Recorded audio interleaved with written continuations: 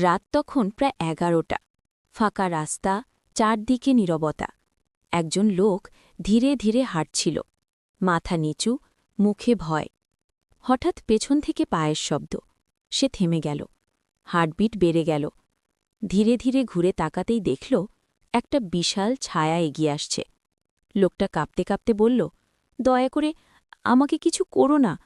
ছায়াটা সামনে এলো। সবাই যাকে ভয় পায়, হাল্ক।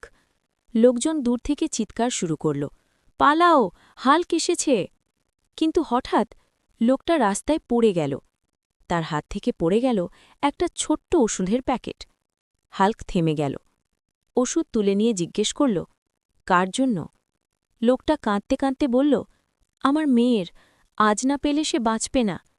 চারদিক একদম চুপ।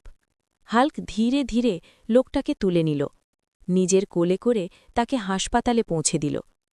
পরদিন সকালে সবাই অবাক। যে হাল্ককে সবাই ভয় পেত, সেই হাল্কই কারোর বাবাকে বাঁচিয়েছে।